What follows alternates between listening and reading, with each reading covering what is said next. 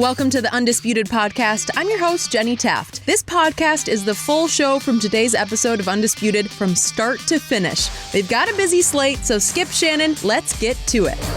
We are live!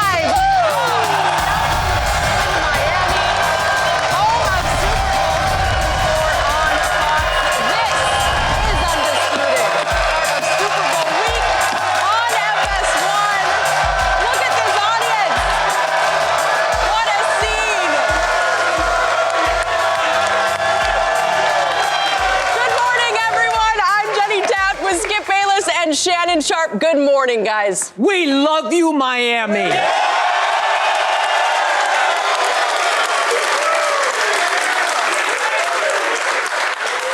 And I love it that so many Cowboy fans are here.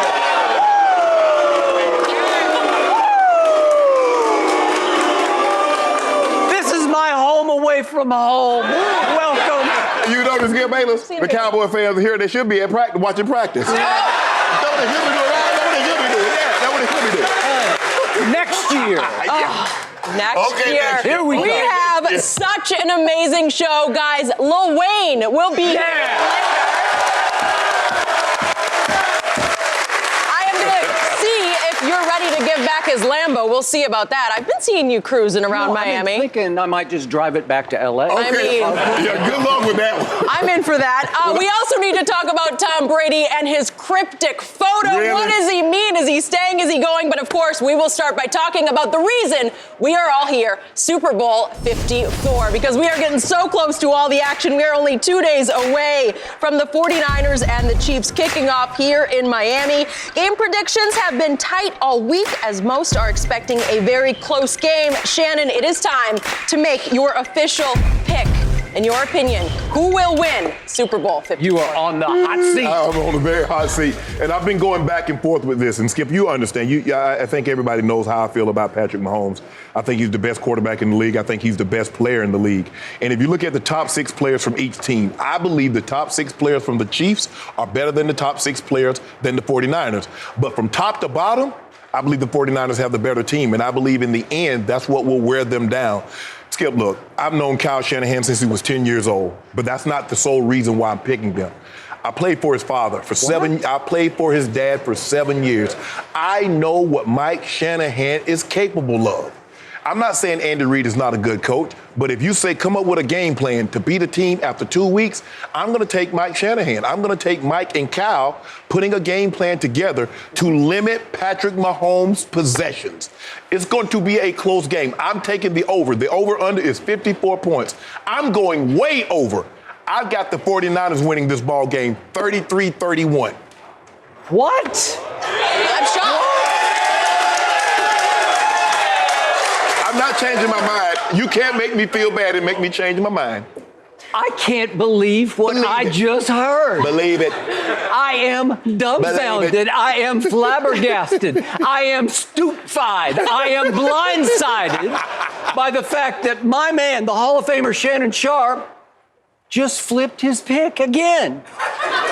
I've never flipped Skip. And wait a minute, you're either way Shay. It's either way. Whatever bandwagon, you catch bandwagons the way most people catch buses. Right?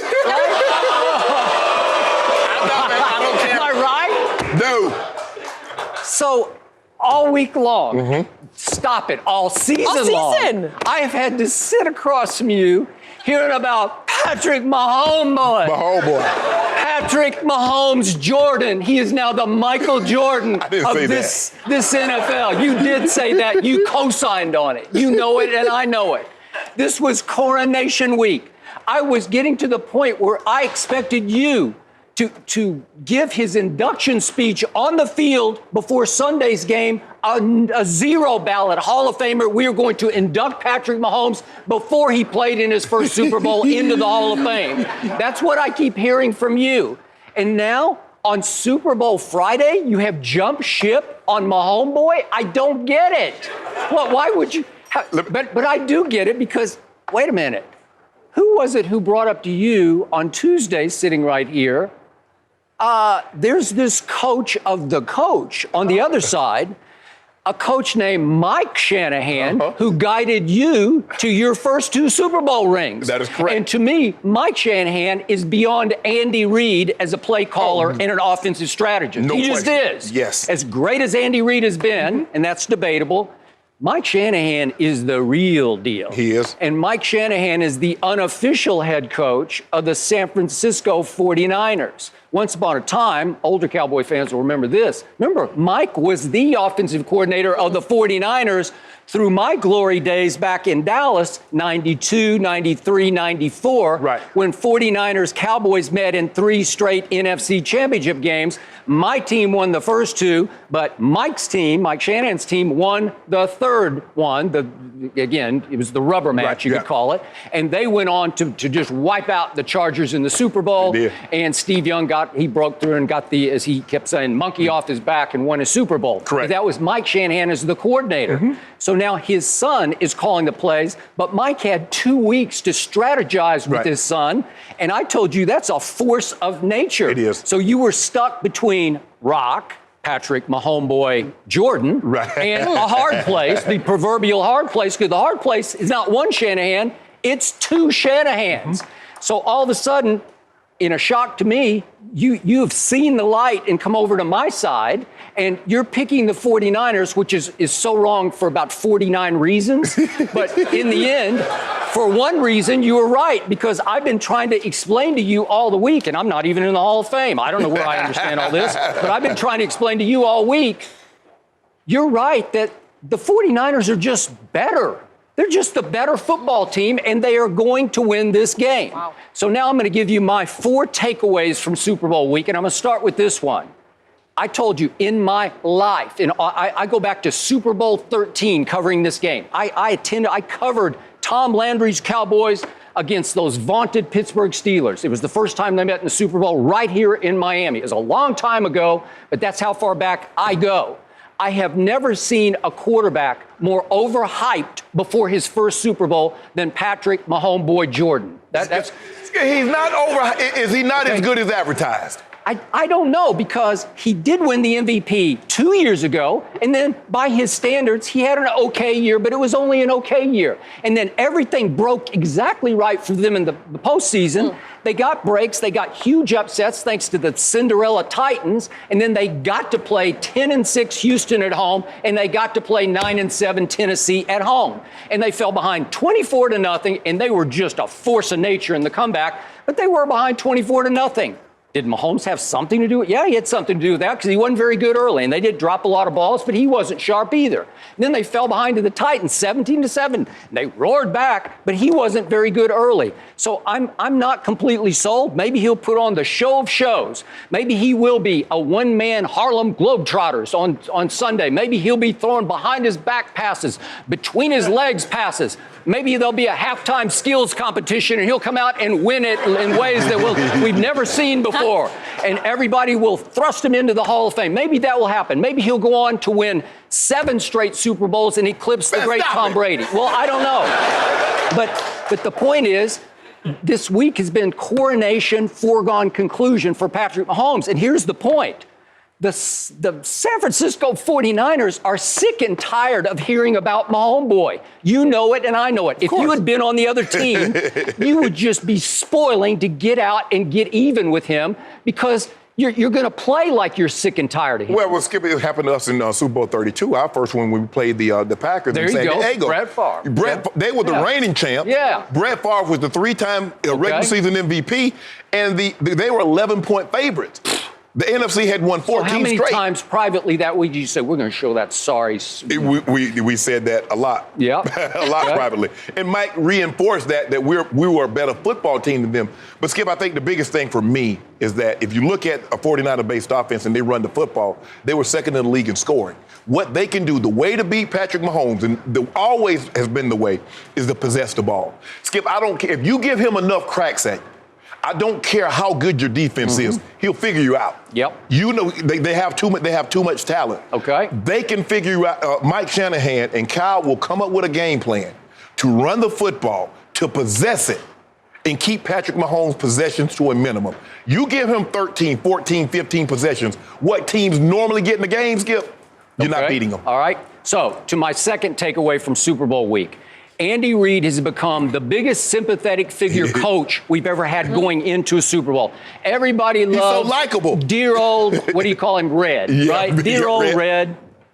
He's a couple of pounds heavy, and everybody loves him, and because he looks like Santa Claus. You know, like he's like a big old affable Santa Claus. Yep. So the point is that you love him because he's had so much playoff heartache, because he's never been that great in the postseason. He's 14-14, and that's with some recent success.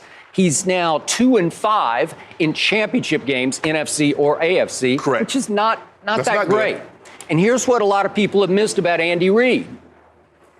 He's had a reputation that has stuck with him for a long time that I think will again stick with him on Sunday.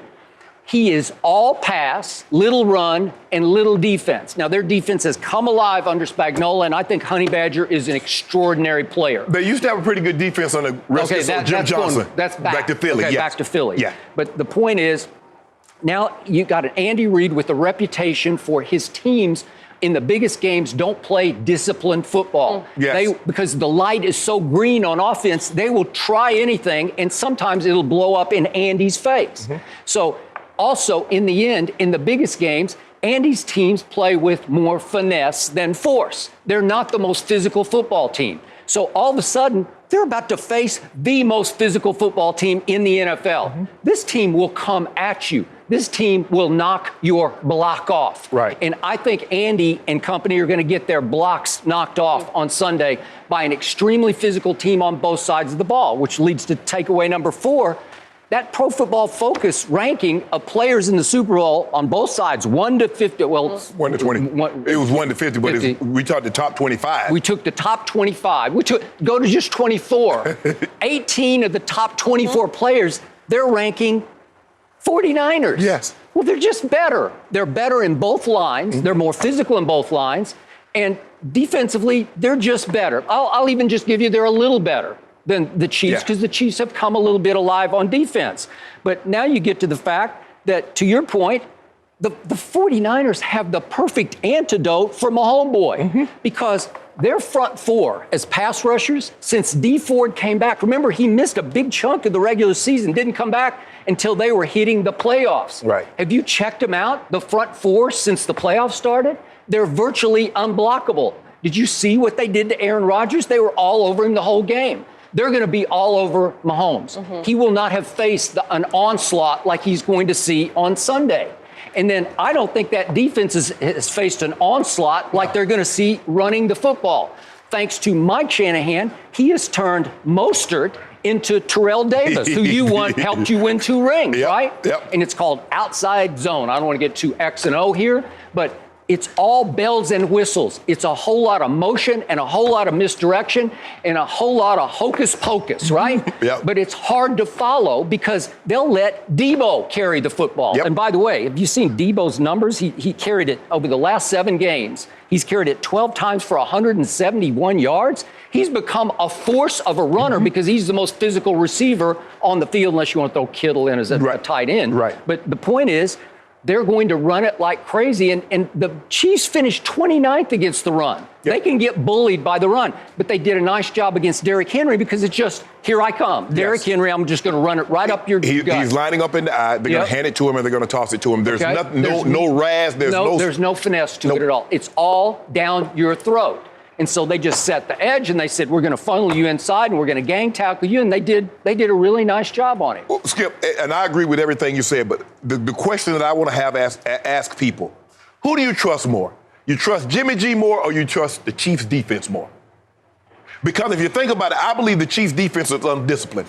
Of the 9 penalties that they had like 2 weeks ago, they were on the defense. Okay. They do things that cause you to lose game. 3rd down, you need to get off the field. You can't grab the guy face mask. You can't let it be 3rd and 21 and you get a ticky-tack penalty and all of a sudden it's a 1st down. You can't do that. They're a very undisciplined ball club. Undisciplined in a game of this magnitude gets you beat. Okay. Thank you very much. Thanks for coming over to my side on this. But here's the thing. But the flip side, Jimmy G.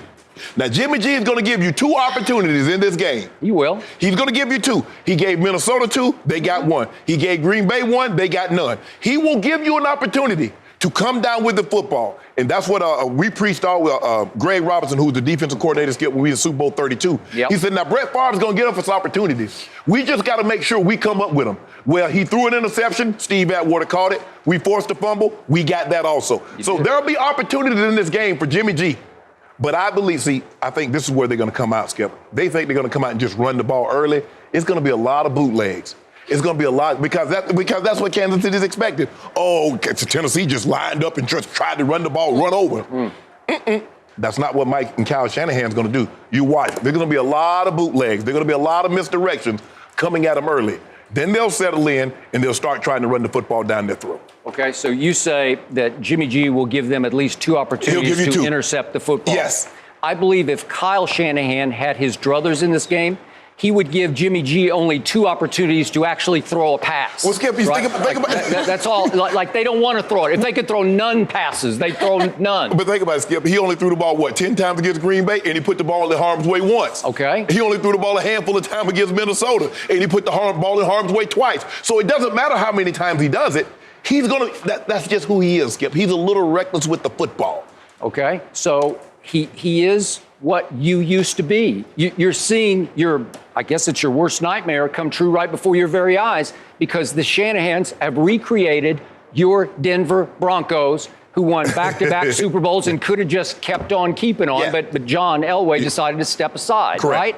So it was Terrell Davis came out of nowhere. He came out of the 6th round like Mostert has come from 6 different teams. Right. And again, I'm not saying Mostert's better than Terrell Davis because he's in the Hall of Fame, and he deserves to be. But Terrell, I didn't see him coming. Nobody saw him coming. Nobody saw it coming. And he was in part a product of Mike Shanahan's system because it's the same thing. It's the outside zone read. Yep. And you had hellacious blockers, including occasionally Big Play Shea. When they could talk him into throwing 1 block a game, you would throw 1 block. Am I right? I'll throw a few. Just a few. Okay. Just a few. Yeah. But these guys, these 49er receivers, they gloat after the game about the blocks they threw. I've never seen anything like it. We're in the era of diva receivers. Yeah. We're here in Miami. It's Antonio Brown's hometown. God bless him. I hope he gets some help. But again, we've gone through a series of Odells and ABs. Right. And now we've got Emmanuel Sanders gloating after the game about the blocks he threw because they know that's how they could win a ring. Skip, in Super Bowl 32, John completed 12 passes. Well, 5 of them went to me. So how many does that make for Ed and Rod? It's not like we had 45 completions. Don't egg him on. Stop.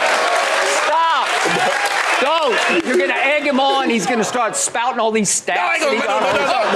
But the stat that mattered was TD was 34, buck 50, 73 touchdowns. Right. And that's the way they win this game. Kyle Shanahan has done a great job thus far of being able to hide Jimmy Garoppolo.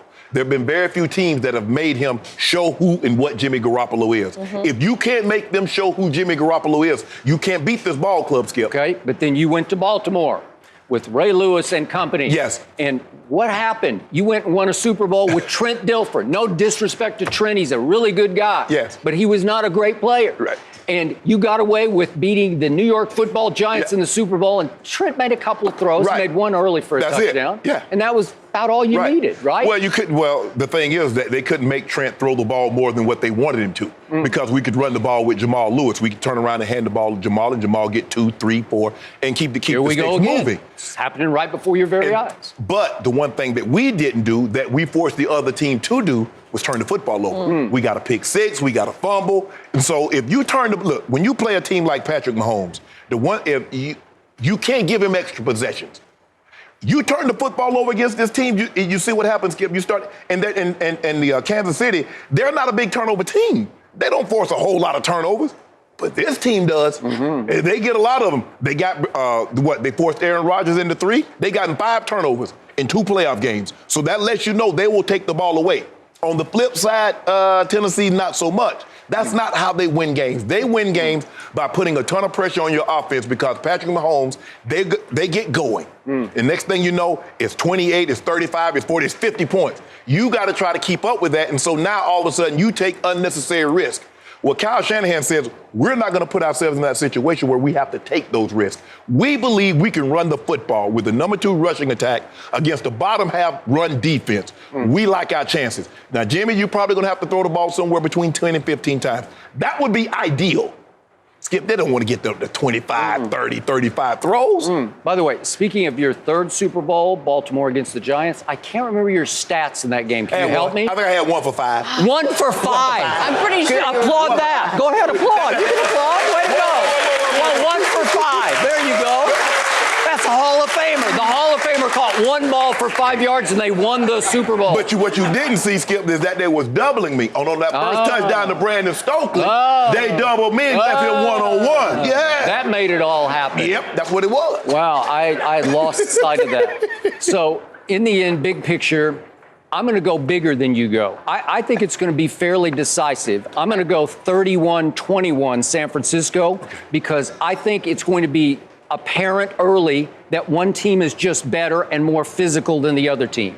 You do realize Patrick Mahomes, only one time in his career has he scored less than 23 points. And so you said in the biggest game of his career, he only gonna get you 23. Are you gonna flip again? No, I'm not gonna flip again. Huh? Well, if you're angry about it, you can pick them. I would give you the right now to switch. No. You can switch your pick. No.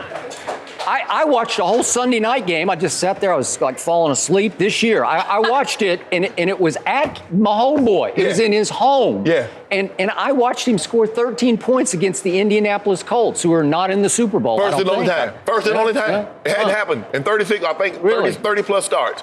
Yeah. Interesting. Well, they're up against a force this time, and that includes your former head coach. Thank you for coming over to my side. I appreciate it. Case closed. Case closed. You do know,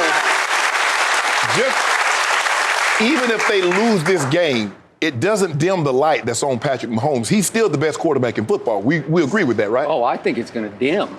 I can't wait for Monday. If we're both right about this, woo. We'll break it all down. What if we're both wrong? Well, then you can't gloat about it. Oh, I can gloat. Yeah. That's he's my homeboy. Shannon, I'm going to speak for every Chiefs fan here. I cannot believe you. Yeah. Come on, what about my homeboy? Come on, How Shannon. can you do this? I believe he will be great, but he's just not going to have enough possession. Now we're going to get a LeBron memorial. He doesn't have enough help. All right. He doesn't have enough help, right? For the record, I'm going with the Chiefs, just so everyone knows. So someone at this table will be right, Well, and it's probably going to be me because I cannot believe that.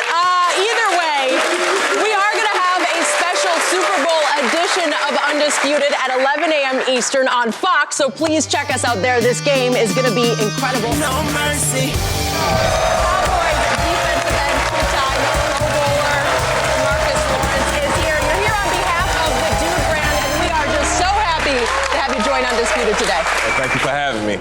Absolutely.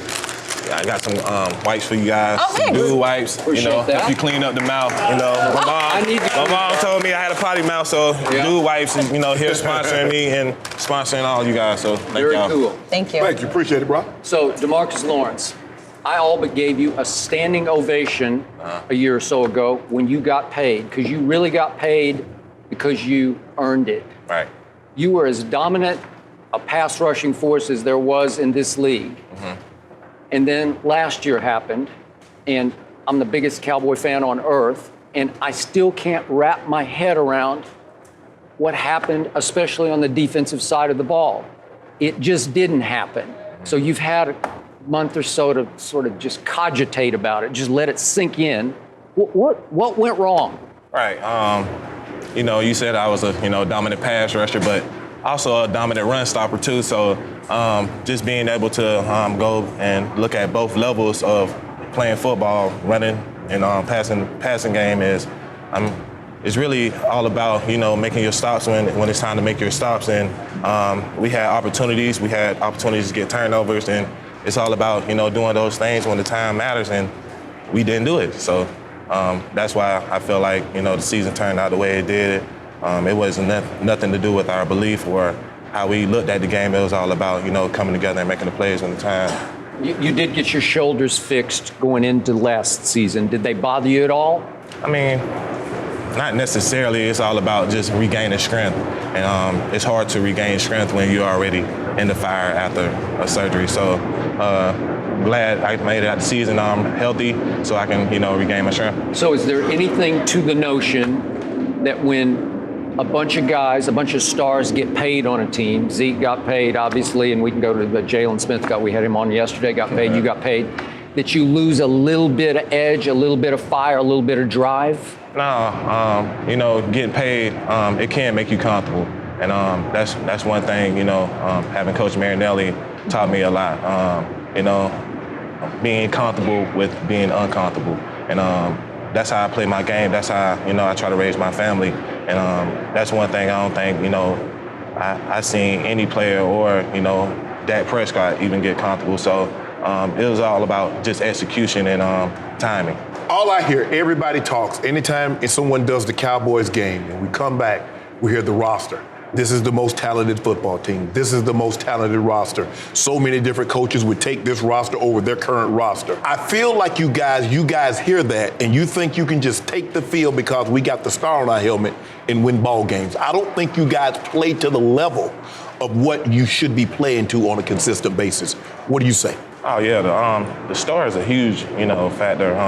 It's all about, being able to grow up in that process and understand that you play for one of the biggest sports organizations in the world. So all eyes are on you at all times. When you win, you get praised a lot. When you lose, you get doubted a lot. So it can work both ways. And if you don't have the mindset and the respect for the game, you can get lost into it. Well, but the thing is, and I agree with you, it's just the way it is. It's the nature of the beast. You get paid and you don't have the year that you had when you got paid, people automatically say, man, he got that money, he shut it down. All right. But if you want to look at the games, once a team have a lead, they don't have to pass the ball. Right. Or it's going to be quicker. Right. So how can you get your timing and get pressure on the quarterback when the game is 14-0 or, whatever it is. So by winning the time possession and winning, scores, you rule the game. You hear that, Skip? He said it's hard to get sacks. It's hard to get to the quarterback when you down. Like I said, you guys been down all year. Remember? You were down 31-3. You were down by 19 against Buffalo, 17 against Chicago. You were down 10 against Philly. Don't tell me, tell him. I'm telling you. I wasn't playing. He was playing. I was there. He already know. I'm talking to you. Yeah, I know exactly. I know painfully well what started happening. So I'm going to take you back a season ago to the 2018 season, and you uttered one of the all-time greatest quotes I've ever heard. I jumped out of my chair because it was for a late season. It was a late November game on Thursday night against Drew Brees, and they were rolling. Yeah. The Saints were, and they came to Jerry World. And that week you said, when you hit a you-know-what in the mouth, and they're not doing what they're regular doing, which is putting up 50 points, they start getting a little distressed. Now you got them where you want them, and then you choke their ass out. Absolutely. That's from him. That's before, I can't remember, were the Saints, were they unbeaten at that point? Or I don't think they lost the game. All right, so here comes Drew Brees to your house, and you're saying, we're going to hit those you-know-whats in the mouth and choke their ass out, and you went out and you did it. You backed it up. I've never seen anything like it. And I got your quote inspired me to pick you that night. And everybody said they got no shot. I forget what the point spread was, but it was a lot in favor of the Saints. And it was domination. Drew Brees had maybe the worst game of his career because you and others were all over him. But then I didn't hear that from you last year or see that from you. And I don't know what the difference was, except we keep going back to, is it because you got paid, or did the team lose its edge, or did it lose its inspiration because the guy I call Coach Clap, Jason Garrett, after a while you just tune him out and he's not pushing your button anymore. I don't know. No buttons got pushed on defense last year, right? Yeah, just stepping into a new role of, coming into funds, expectations change for you, being able to get into the captain's seat last year and be able to see how things move and, how everything portrays back to you, even though, you come in here and trying to set the foundation of how the game is supposed to be played. So a lot of things come with getting paid, but it's also all about, capitalizing, just like that Saints game. So you can call anybody out. It's all about really just capitalizing, and, those guys had my back that game. So. And then it got so bad, speaking of Thursday night, you played another one this year at Chicago, and you missed an NFL season high 19 tackles, not just you, but your defense did.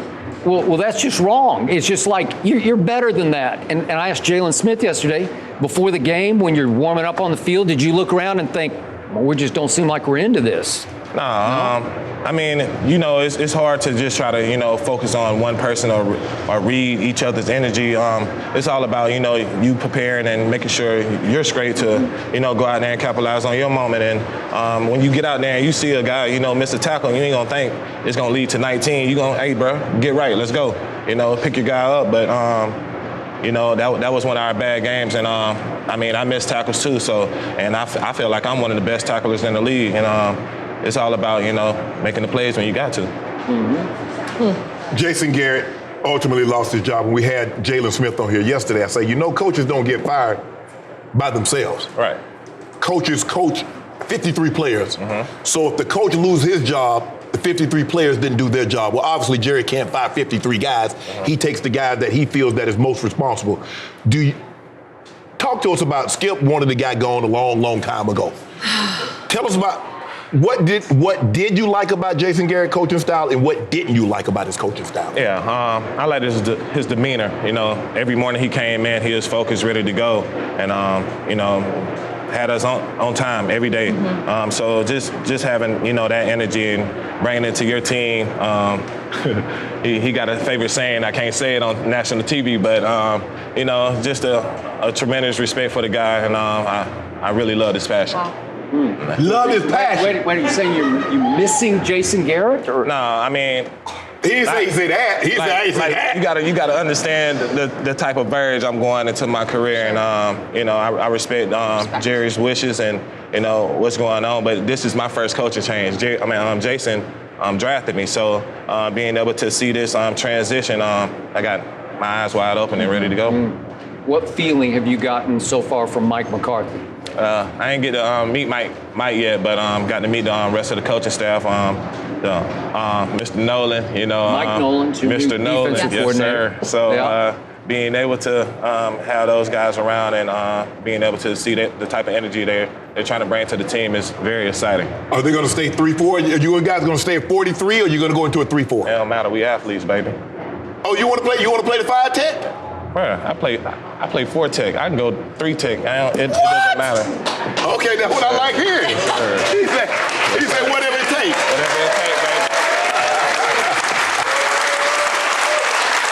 So, they bump and grind in that 5-tech now. Man, they bump and grind in that. It don't even matter. Okay. So we had Xavier Woods on a couple of weeks back. We tried to push Jalen to say the same thing. Xavier Woods just went right out to the end of the limb and said, we will be in this game, meaning the Super Bowl, next year. Will you co-sign that? I mean, every time you step on the field, you want to be in this game. Only 2 teams can make it, But like I said, I got my eyes wide open. I'm ready for the season. And when I see my coaches, we're going to get this job done. That doesn't sound real convincing to me. But every time hold on. But guess what? Process. Every Monday. Don't jump the gun. Every Monday, every Tuesday, the Cowboys have the most talented roster. He writing on his paper. Jenny can attest to this. Pro Football Focus and the Dallas Cowboys. Now, they got 2 teams in the Super Bowl. Ain't nobody said all year they got the most talented roster. What's wrong with that picture? I think people came around. I think the 49ers might be at the top of that list now. Oh, they got more talent than the Cowboys? Yeah, that's why you just flipped your pick and picked the 49ers. We're not talking about first-round picks they got. So they now, look at their defensive line. Yeah. You got 1. They got what? I guess Robert Quinn was the first round. Hold on. Yeah. Look at their offensive line. How many first rounders y'all got on the offensive line? Yeah. Yeah, y'all loaded up there. Deep. Yeah. So One team built it through the defensive line with first round, the other team built it with the offensive line. I'm just trying to figure, Skip. Quarterbacks.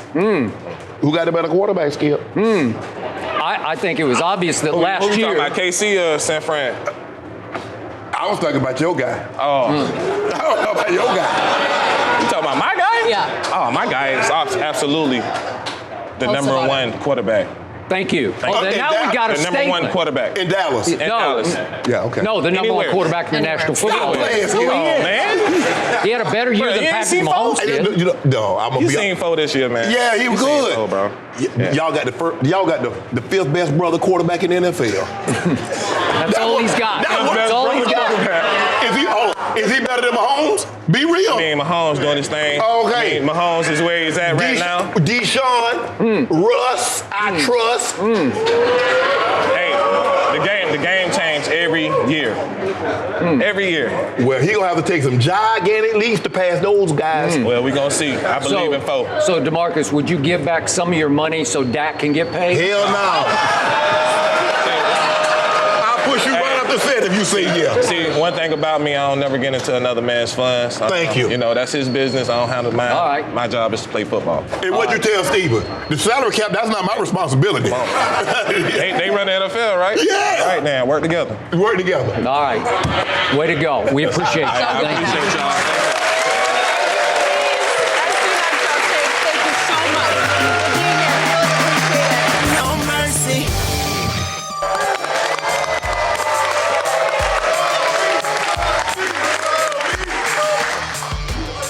So, before we get to our next topic, I would like to point out there's a young man sitting directly behind me wearing a Tim Tebow jersey, and I want to thank him for that. Woo! Thank you very much. Way to go.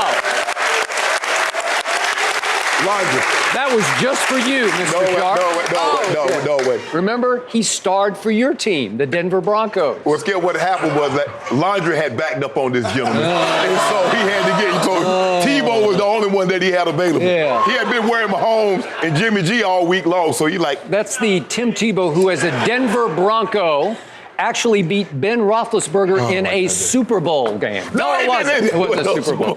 It was in a playoff game at Denver. We're happy for Tebow. You don't miss a thing around here, don't. Skip. You see every single jersey. Again, thank you guys for being here. That's sticking through. But here's the thing. We got to talk about a different quarterback, and his name is Tom Brady, because he posted a photo last night of a silhouette of himself in Gillette Stadium, possibly with no caption. The internet has gone wild, guessing if the cryptic post is Brady hinting at a return or a departure from New England. Shannon, when you see this photo, what does it mean? It's bull jive. This is a bull jive photo, Skip Bayless. This is the Super Bowl week. This is not about Tom Brady. He knows everybody's going to be questioning what's going on. It reminds you of, I think it was 2005, when the Red Sox were playing the Rockies in the World Series, and A-Rod had 10 days after the World Series to opt out. He waits to Game 4 to have Scott Burris says, I'm opting out of this contract, to hijack a moment. This is not about you, Tom. You could have been here, and if you could have said whatever you wanted to say. You could tweet all you want to. But this is about Jimmy Garoppolo. This is about Patrick Mahomes, and you're hijacking their moment. I told you that guy been selfish. Quarterbacks, let me tell you something. I'm going to speak real with you for just a minute, Skip Bayless. Quarterbacks are the most selfish people that play NFL football, but they've been coached how to hide it. I told you this guy was selfish. What is this about? Who cares if your comes or goes? Wait till after the Super Bowl and tweet, text, do whatever you want to. This is not your moment. You're hijacking a moment. He knows, Skip, we're going to talk about this. Everybody's going to be talking about this because he's not here and he wants his time. You had 9 opportunities. Nobody hijacked your moment. But now you want to hijack this moment? I don't care if he comes or goes. It's his bull jive. He's selfish and he knows it.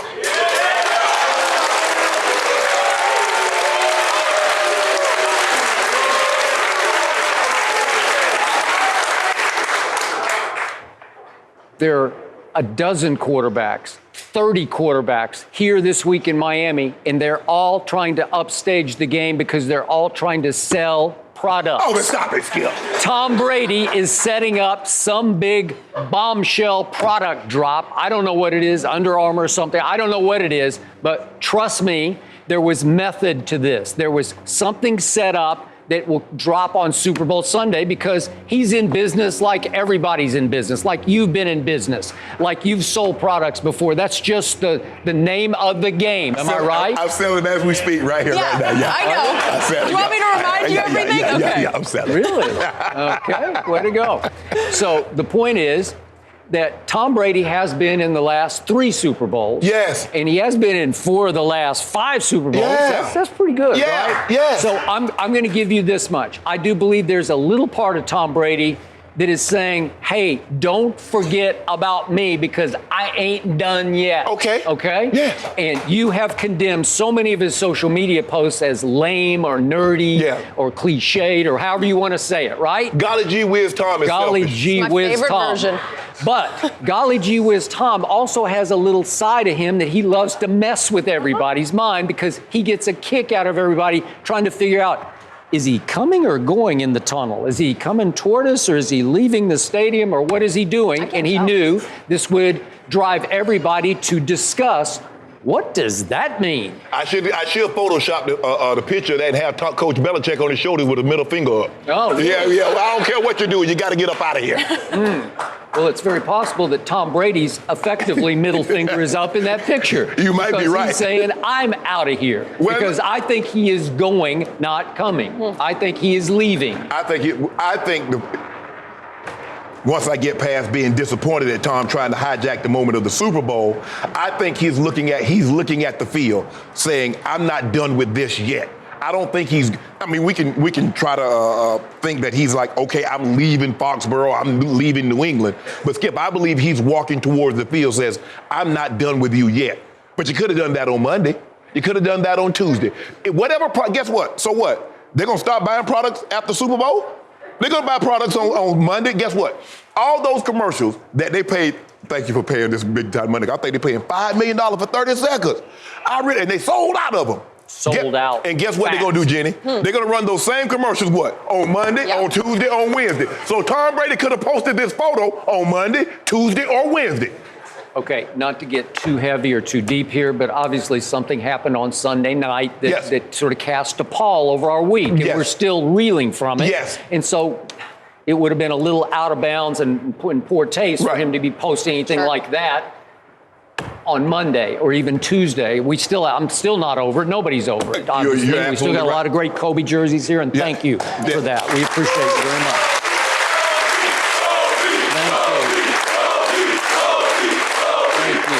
Thank you.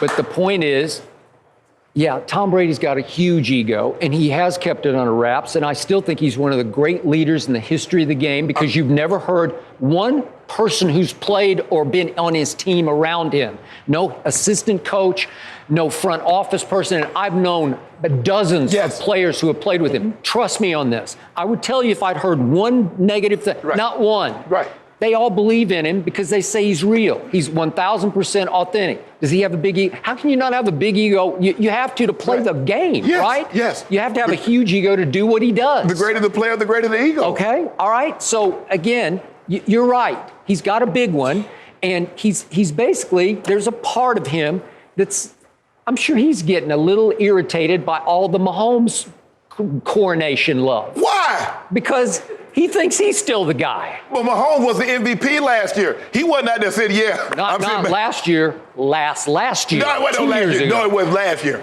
But anyway, Skip Bayless, you didn't see Mahomes out there like, I'm just waiting to get my MVP trophy. You know, I'm not in this game right now, but you know what's going to happen at the NFL Honors. He's not trying to upstage the moment. Tom Brady has been in this, Skip, you said 9 times. 3 of the last 4 years, 4 of the last 5 years. He's had his moment. Why can't Jimmy G? Why can't Mahomes have their moment without him trying to upstage it? Okay, but you don't think Mahomes is getting full of himself right now? He ain't tweeting. Okay, but how he's flexing, I'll tell you that. So he scores from 27 yards because 5 Titans try everything in their power not to tackle him. They try everything not to tackle him. And he gets to the end zone after Tremaine Brock Sr. is like grabbing for his flag, like it's flag football. And he gets to the end zone, Mahomes does, and he flexes. They didn't even try to tackle you. Yeah, they did. They couldn't. They were zombies. They were all just coming at you like this. Like, I don't even know if I could. Remind me of the Beast Quake. Yeah, When was Beast it? Mode did what he did up did in he? New Orleans. Yeah, that's what I thought it was. I was like, what? In KC? Yeah, but Mahomes didn't break any tackles Yeah, he because did. there were none to break. He broke like 3. Oh, he didn't break any tackles. So my point is, this is the Patrick Mahomes who in Chicago, he goes to the sideline, he's counting his positions, his draft position. Whoa. I got, up to 9 hold on. people didn't take me in the draft. Is this, I know you're not talking about the Tom Brady that the Pittsburgh Steelers DB said that we're going to beat the Patriots.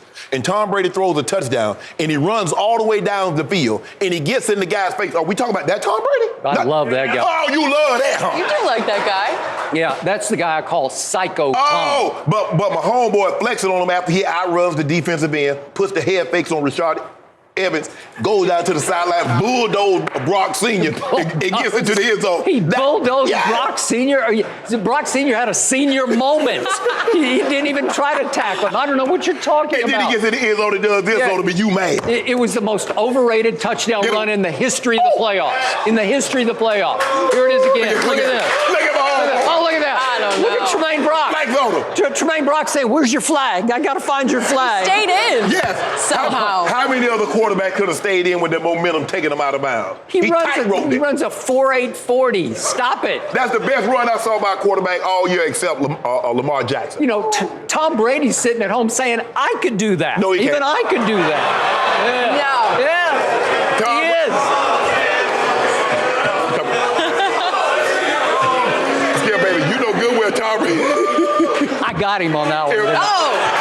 If Patrick Mahomes runs a 4.8, you know Tom Brady runs like a 6.8 because you know Tom Brady is not running anywhere. But the irony is, against Patrick Mahomes at New England a year ago, Yes. Tom Brady ran for, it was like an 8 or 9 yard touchdown. I don't know how he did Yeah. it, but that was a run. That was a beastquake by Tom Brady Was it, though? standards.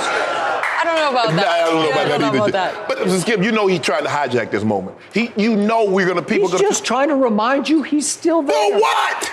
He's Tom Brady. He's won 6 out of 9 Super Bowls. Let me ask you a question. Can he sign with someone right now? Not yet. Okay, In then. March. So okay. Well, how about waiting to March? Yeah. Skip, you don't do this. Watch what's about to drop on Super Bowl Sunday. It'll be some big product drop. I don't know what it'll be. Something you Something's know it's coming. Did he pay $5 million? Hey, Fox, did he pay $5 million? Because if he Find didn't, out. we're not running nothing. Yes. Really good thought. Maybe a Tom Brady commercial in the mix Maybe. about his plans. He doesn't have $5 million because he takes hometown discounts. Yeah. What? That's his fault. Huh? That's his fault. Now, Coach Belichick says, look, this notion that for the longest time, Skip, it was us outside. The media's playing this up. Everything is harmonious in here. We get along just great. Nope. Oh, the media. No. No. No. Because, and Skip, you remember right before Jacksonville, they released a statement, and everybody signed it. Mr. Kraft, Bob Kraft, Bill Belichick, Tom, everybody signed it like, woo! They had it notarized and everything. Yep. Nope. This thing is unraveling. It's over. It's unraveling because of egos. You can say, I believe Tom Brady is not the Tom Brady before, but this has more to do with ego than it does play. And Tom understands that. Tom is upset. He hadn't gotten over that they tried to get rid of him for Jimmy G. Coach Belichick said, yeah, I was well within my right to try to get with you because look at where my guy at. You was in the Super Bowl last year. So the Jimmy G that Kyle Shanahan does not trust, that he wants to keep to like 2 passes a half, that's the guy who was going to replace Tom Brady 2 years ago? Yep. Stop it. And it been right here in the Super Bowl. Coach Belichick said I could have been in 5 Jimmy straight. Garoppolo, you've ripped him all year. You can't trust him. He'll throw it to you. Let me ask you a question. Did you ever say that about Tom Brady? He'll throw it to you? No, you never did. How about this here? We can't talk about, because Tom Brady's won 6 Super Bowls. He's been in 9. He's won the MVP that many times. Who played better this year, Jimmy Garoppolo or Tom Brady? Because that's what Coach Belichick is looking at. We're not talking about what you've done in the past. I can't do anything about that. But I can talk about the future and moving forward. Jimmy G outplayed Tom this year. Tom Brady had no help. Zero help. His receivers were at the bottom of the barrel in separation. Nobody. And that was Bill Belichick's fault. Nobody does more with less than Tom Brady. He's the only guy that can take water and turn it into wine. We'll do that. As a matter of fact, I got a bottle of water right here. Turn it, Tom. Turn it. We got some Tom fans in know here. what? Is he staying or is he going? Staying? Oh, we got him. We got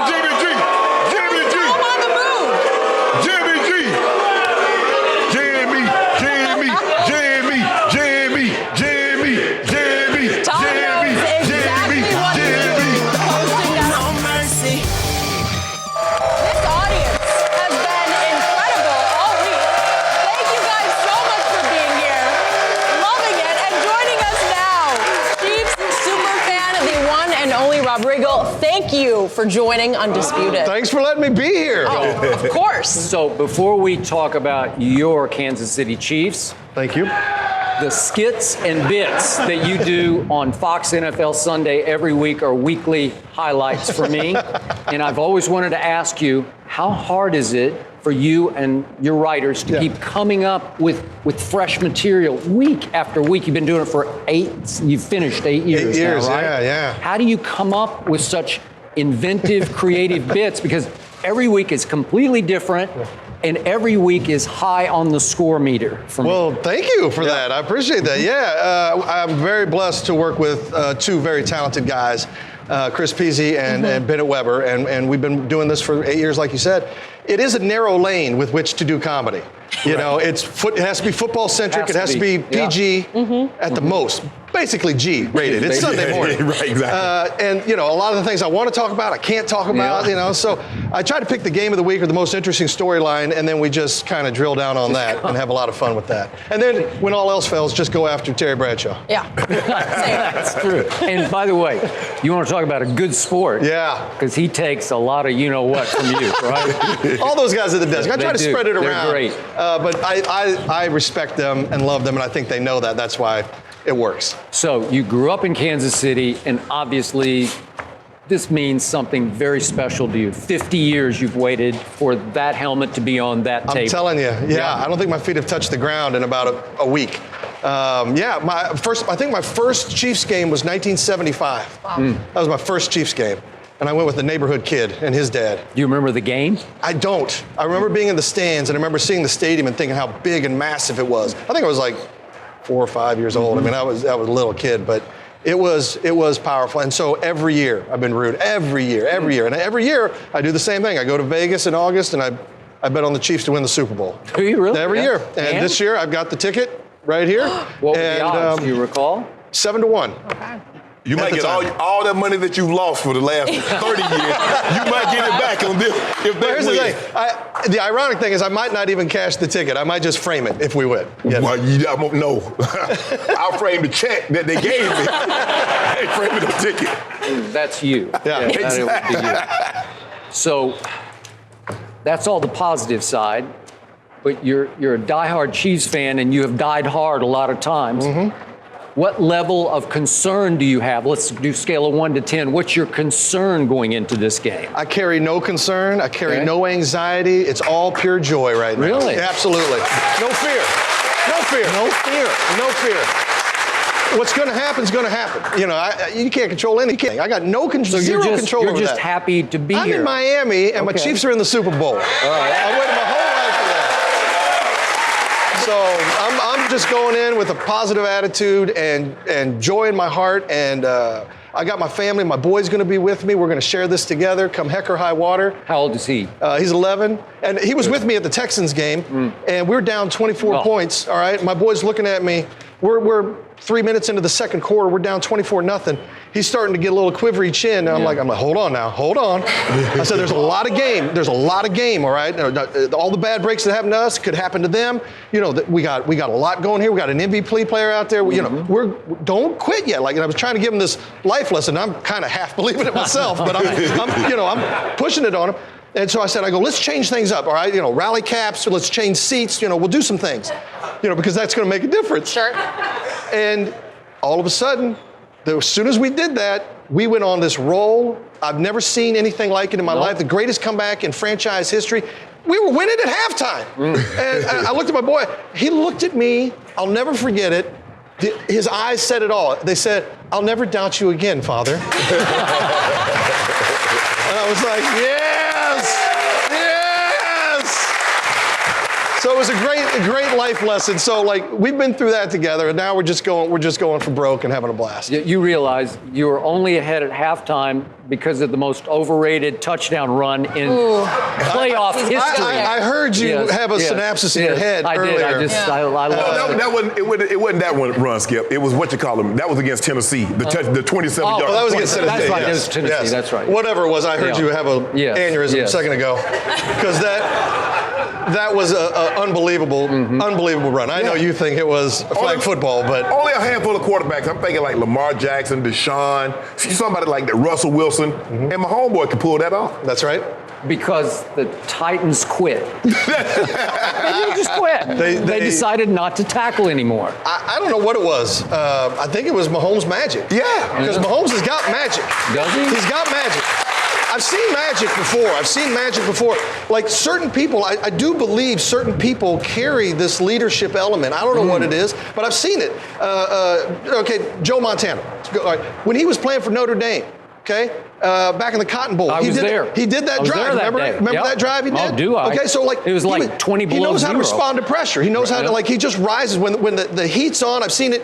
It happens to people in combat. It happens to people in athletic events. Like sometimes when it's at its worst, that's when some people get really calm and really focused and are able to execute. And some people have that gift. And I think Montana had it. Because we saw it repeatedly all through his career. I'm talking all the way high school through. He did. Mahomes had it too. You look at his high school career. He had that run in high school for See, I think he's got that magic too, and we see it again and again. The man's been a starting quarterback in the league for 2 years, and he's gone to 2 AFC championships.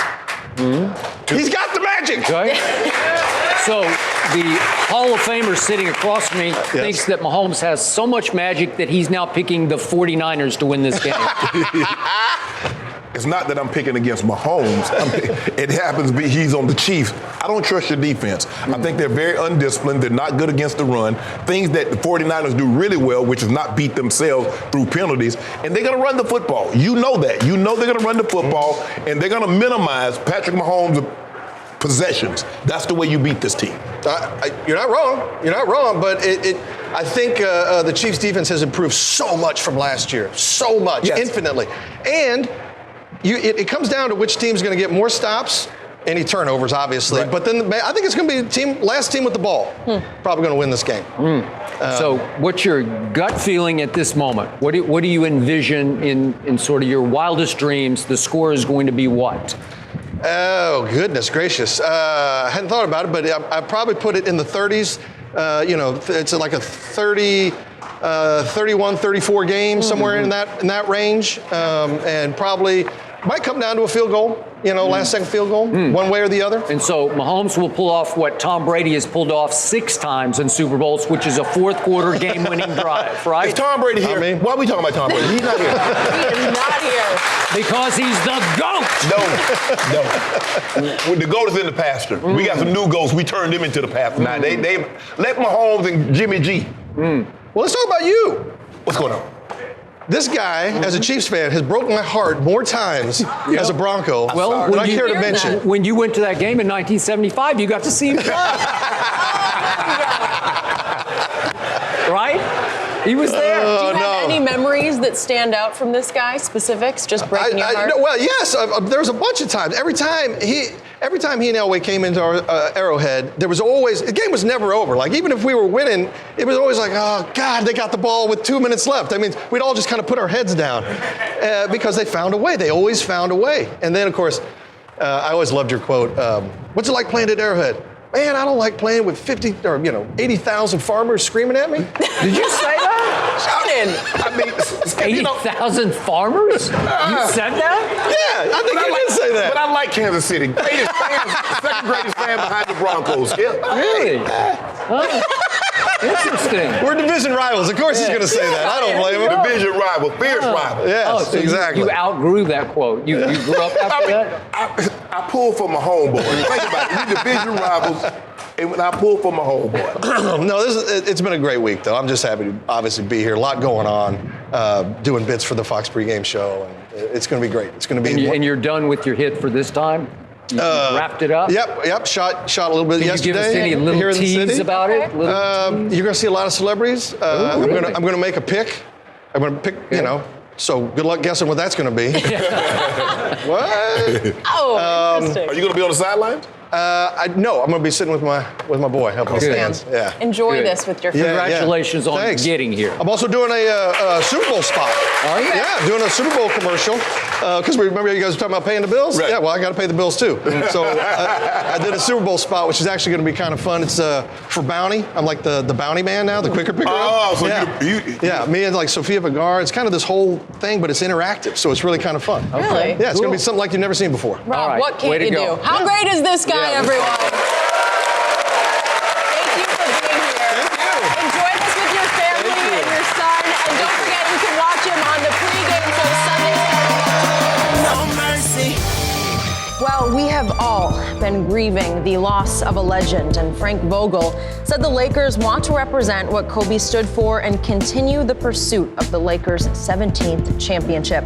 Then LeBron said he could handle the burden of putting the team on his back, adding, quote, "God gave me wide shoulders for a reason." And now Doc Rivers says the best way for the Clippers to honor Kobe is to go win it all. So Shannon, as the coach of the in-building rival, are you okay with Doc saying this? I'm perfectly fine with him saying this, Skip, because what we're seeing is that an entire league is grieving, not just the Lakers, and it just goes to show you the broad appeal that Kobe Bryant possessed, the love and the adoration that everybody has for Kobe Bryant, even though that he was a rival. They have the utmost respect for this man and what he represented. And look, whatever's going to get your team to your ultimate goal, Skip, if Doc Rivers feels that for us to accomplish our ultimate goal, which is win the NBA title, of honoring Kobe, this is what he would have wanted us to do to show that how much we respect and appreciate what he's done for us. Okay, do it. I have no problem with that, because even though Kobe played 20 years for the Lakers, he belonged to the NBA. And you see all these players, Skip, that's so emotional. We saw Chris Paul, we saw Kyrie Irving unable to play in the games immediately after what transpired on Sunday morning. Mm-hmm. So I don't have a problem with that. If it helps them through the grieving process, Skip, if this is what's going to help them cope, if this is what's going to help them move along and get over this, I have no problem with it. But we know what the Lakers are going to do. We know what Kobe represents, and he represented something different to every player. But Kobe Bryant was a Laker. And it's LeBron James, and he said it. LeBron gave a very passionate in his IG post. Mm-hmm. You could almost feel the passion, you could feel the hurt, you could feel the pain, because he knows, knows what Vanessa is going through, and to say, you know what, hey, I got your family. Mm-hmm. Yep. If they ever need anything, I got you. Well, what the Laker Nation need, what the Lakers need, is for LeBron James and Anthony Davis to deliver a title in the honor of Kobe Bryant.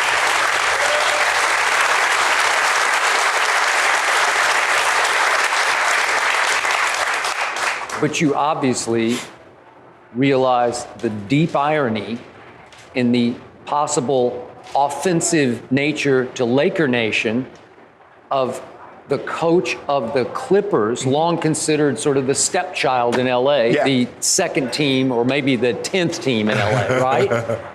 that coach, Doc Rivers, is saying, no, we are going to pay tribute to Kobe by winning a championship, and that's after LeBron and Frank Vogel and others belonging to the current Los Angeles Lakers have said, no, we are going to be fueled by this. Yeah. And I believe Doc did have every right to say what he said, but I think there was method to it. I believe he stepped up and said so publicly because he wanted to drive home the point that the new Lakers, LeBron, Vogel, they don't completely own this Kobe story. No, they don't. No. And they don't.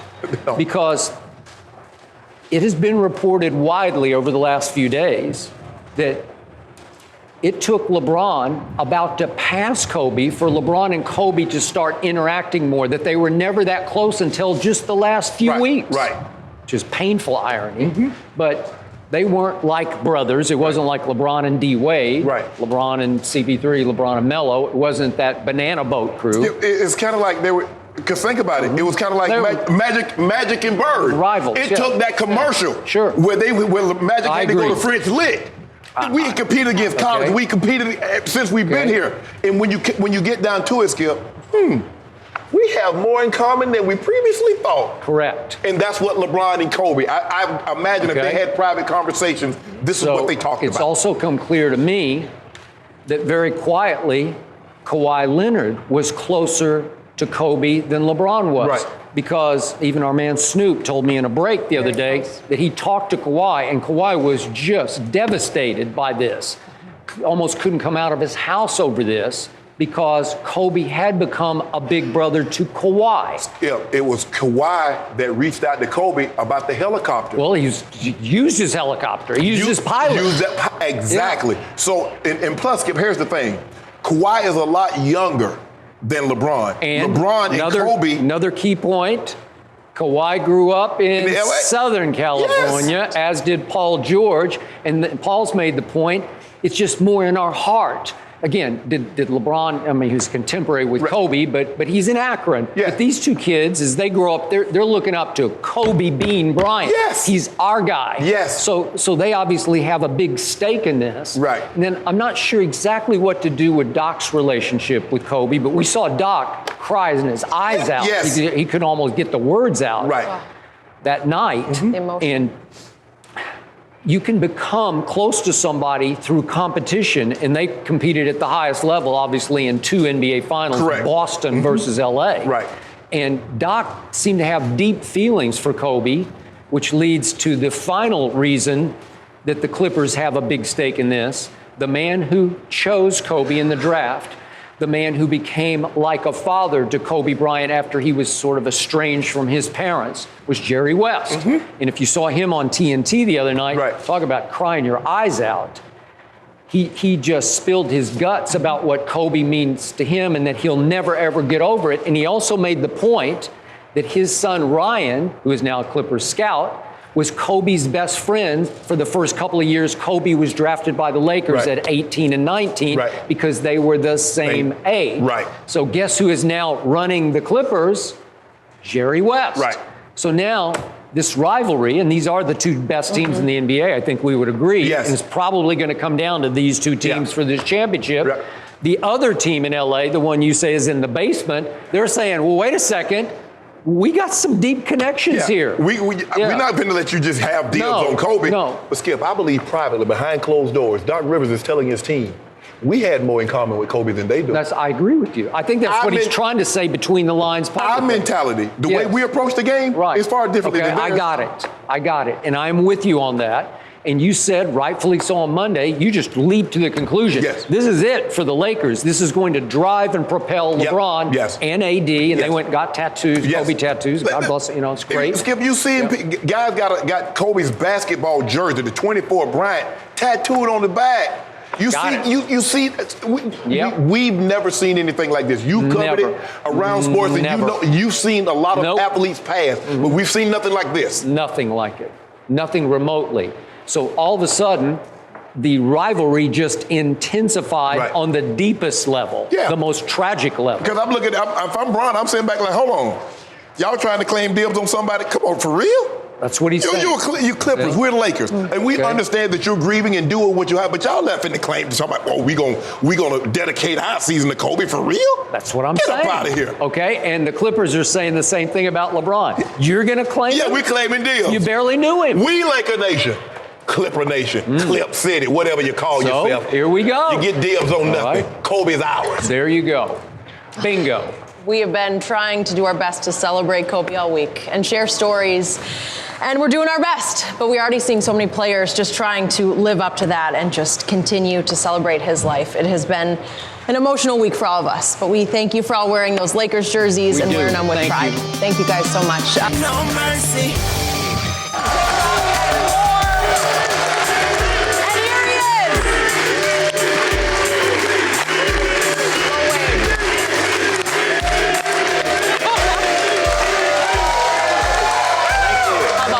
Welcome to Undisputed. Thank you so much, and congrats on the album as well. Thank you. Working hard. By the way, because you gave me this, I'm now drip Bayless. I already know. And yet, today, your drip is drowning me. It's drowning me. No. I mean, I'm humbled in your presence. No, Skip, don't do that. You know you text me last night before I came, he said, make sure you dripping. I said, hard, a little bit. He said, Atlantic Ocean. I said Atlantic Ocean, I did. I said Atlantic Ocean, and you did it. I was just trying to be,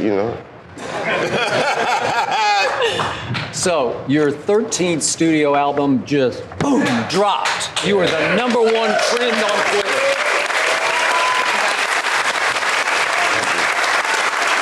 As everyone knows by now, it's called Funeral. Yes, Funeral. And the concept has actually been alive, so to speak, since 2016. Am I right? Yes, it has. And yet, I have not had the chance to ask you, and I'll do so now, why Funeral? What's the message of Funeral? Well, all my albums, they fall in, they have their little categories. Carter 1, Carter 2, You got Sorry for the Wait 1, Sorry for the Wait. So I have an album called Rebirth. Now you got Funeral. So you went to Funeral. Yeah. Okay, was it what you were feeling at that time in your life? Like I'm gonna bounce back from all the problems, the money problems I'm in, the fights I'm in? No, we just thought it was cool we were trying to figure out which album legacy do we continue. We definitely wasn't going to mess with the Carter after dropping Carter 5. We could have named it Carter 6, but now we went with Funeral because we try to continue the Rebirth thing. So just trying to keep the legacies going, so therefore I have something to look forward to drop the third one. From what I have been able to sample, this is very special, and I know from you, this is very special to your heart. Yes, it is. What does it mean in the totality of your career? What do you want this one to say? What do you want this impact to be? Just to show where I'm at in my career. Just plain and simple, just to show where I'm at in my career, just to show the hungriness, and also to show the younger artists or the artists that's coming up, to show that there's still hunger and you don't lose it. And just to show that, you throw a beat on and you continue to be who you were from day one, and actually you be better than who you were. Some of them get a little satisfied. Some of them get they eat and they get full fast. Right. Like my Dallas Cowboys last year, right? I'm not sure. They still in it? Is that a team? They got a team. I thought they moved to the CFL. Yeah. I wasn't sure. Yeah, I'm going to take that today because this is your day. I got to take all the shots too, man. We not here neither. Yeah, so. you're not here either. Yeah. Speaking of somebody else who's not here, you do have on track number 8 a 24-second moment of silence. Yes, I do. For the late, great Kobe Bean Bryant. Yes, I do. And you had to get it in there on the fly. So how did that happen? That right there was also, I have to thank my big brother, Mac. That was an idea he called me with right then and there. He called me a day later. He called me with his idea he thought of, and of course, I confirmed it. I agreed with it, and yeah. Was it hard to get it in that fast before the album dropped? Not at all. No. Not at all. Everybody who's involved with that type of thing, as far as timing and when to turn the album in and things like that, everyone understands at that point. Right. Yeah, everyone understands. Yeah. And there are, how many tracks? I didn't count them. There are a bunch of tracks. I think it's like 24. I think you got 24 like tracks, right? Yeah. But that was already there. Yeah. Wow. So is that like the universe speaking, or? Who knows? Who knows? Yeah, numbers don't lie. Numbers don't lie. That's a lot of tracks on an album. You didn't think about splitting it up and do a double? I turned in 52 songs.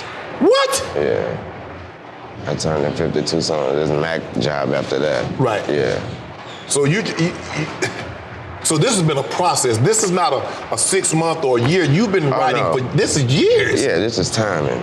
And also by that buildup of me not being able to release music with the Carter 5, that's a bunch of that music as well, just sharpened up. Right. Yeah. You realize this man was born to create music. Right. This man writes music in his sleep, in his head. With sleep. No sleep. Well, in fact. Well, I sure hope you got some, because we on this thing tonight. You already know. You know we on this thing. You already know. We gonna do something.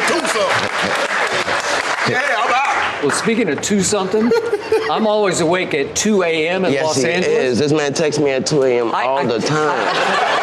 I do. All the time. But wait a second, it's usually 5 a.m. for Where you. I'm at, yes. And I'm thinking, have you slept at all? And I think you haven't. I've been Googling that word. I'm not sure if I like the definition. I don't like the definition. Yeah. All right, let's go on to what's about to happen in your town. Yeah.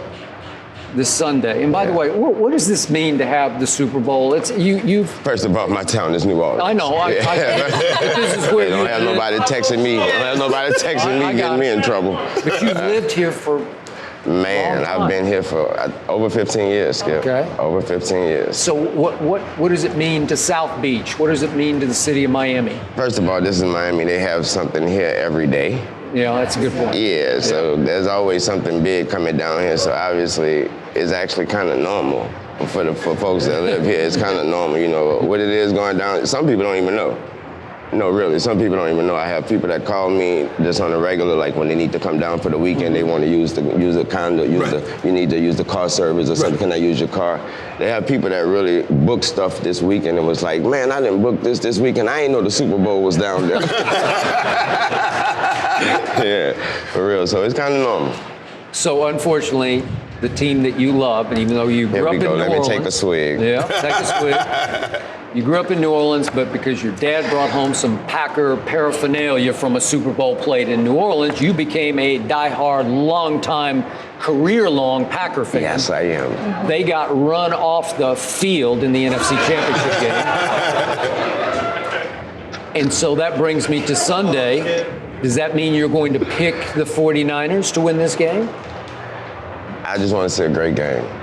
That's all. I just want to see a great game. I'm a true Packer fan, Skip, so everybody keep asking me who you picking, you know, my answer's the same. I picked the Packers, so obviously they think that answer's a little crazy, obviously. No, but for real, man, who you pick for real? Yeah. And the Packers, brother.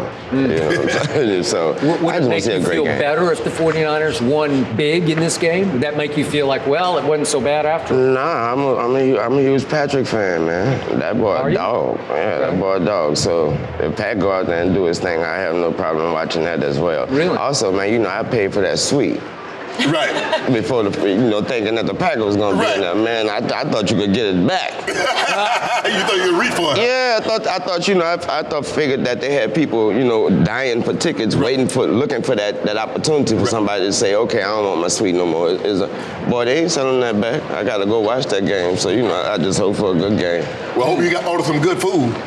My mama coming with me. Oh, she coming with you? Yeah, so we be all right. Yeah. You know what? We've been arguing back and forth. You know what Skip told me? What did he say? Skip told me Dak Prescott better than Patrick Mahomes. I did not say that. What he told me, Wayne? Don't lie to the people out there. That's what he told me. I said Dak Prescott had a better year than Patrick Mahomes had this past football season. Ain't that just crazy? In the gym? Where? In the gym? On somebody's game at home? No. He put up routinely better numbers than a Patrick Mahomes who did not have an MVP quality year this year. You're talking about in the third and fourth quarter. That's what you're talking about. Yeah, that's because in any quarter. That's when, listen, Skip, when you grow up in my era and this era too, we play Madden. And when you beat the dude you're playing or the person you're playing, you're already beating that person by the first quarter. It's already 28-0. And y'all didn't call the 21-0 rule. You know, you gotta call that before the game. Right. Yeah, and you didn't call that rule, so now that person like, you ain't call it, so they think they could catch up. Right. By halftime, the score 42-7. Right. You tired. By the end of the game, okay, it ended up 40, 48, 49, 30, 32. That's because in the third and fourth quarter, bro, I wasn't playing defense, bro. That's what the other teams do in real life, bro. So that's how he get all those yards and all those numbers. That's how that happens, Skip. Empty calories. I've been telling you this, Skip. So help me out. Did one time this whole year I see Patrick Mahomes' name in the MVP discussion? Not one time. Yeah. Not one time. You know it, and I know it. The first couple of weeks, I did. He was I did. not. I did. Stop As a matter of fact, I heard it before the season. Well, you heard it before the season. Yeah, that was What about that? Was he not in the MVP conversation until 4 or 5 weeks? Where was this? Yes! You are all asleep. All of you were asleep. He was in the MVP conversation. Jerry and Stephen Jones was having it. Nobody else was having it. He wasn't talking about it. So how did Dak Prescott put up historic? It wasn't that funny. Ain't nobody talking about that. that. You know, the problem I'm having right now is that two people across from me despise the Dallas Cowboys. I do. All their hearts and souls. I do, bro. Three.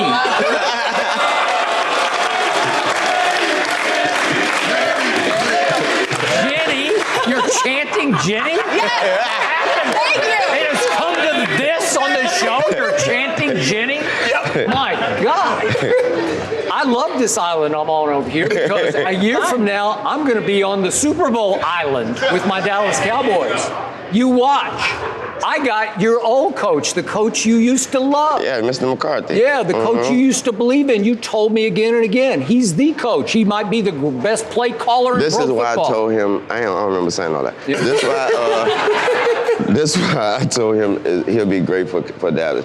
Mr. Mike, he don't like the camera. He not into none of that. Right. He ain't even know how to put his hands on the desk. I don't even know where to put my hands at with the suit on. Right. He's not into that. Jerry loved that. Yes. Yeah, he's go ahead, Jerry, take the stage, talk, do your thing. He's that type of coach. So that's where it's gonna work at. Right. On the field, I'm not sure if it's gonna work. Off the field, in the locker room after the game, before the game, all that is gonna work. Yeah, because Jerry gonna be doing all the talking. All the talking, so all that's gonna be perfect. And then Mike McCarthy coming there talking about he with some analytics and he on all this now, and this is what he on. He got a team full of people See, But wait a second, Mike McCarthy is a made man because Mike McCarthy's got a ring, Yes, man. he does. Right? Yes, he does. It was a long time ago. It was back when you were a baby, right? It was back. Yeah. Was it like 20 years ago that He the got Packers one, though. won somewhere? He got Something one. like who got that for her? Huh? Who got that for her? The guy who's washed up now, Aaron Rodgers. See what I'm saying? Yep. I can't help it. I'm just spitting the truth over here. Aaron Rodgers has been in decline for the last 4 years, and somebody sitting right there knows it all too well. Let me tell you what you're gonna get next season out of Aaron Rodgers. A mad man. Yeah. Not that bad man, that mad man. Okay. Yeah, it's gonna be serious, mister. Well, I'm not afraid of your young coach because he's like younger than Aaron Rodgers is, right? I'm not afraid of your old coach. Yeah.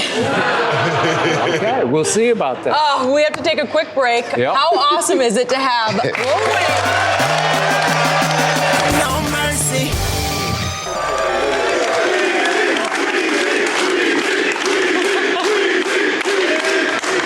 Thank you so much for being here, Wayne. Thanks for having me. With the Lakers being back in action tonight, their first game since Kobe's passing, I just want to get your thoughts on your reaction to what happened, the tragedy, but really what you think the Lakers are going to do tonight, but really this season moving forward.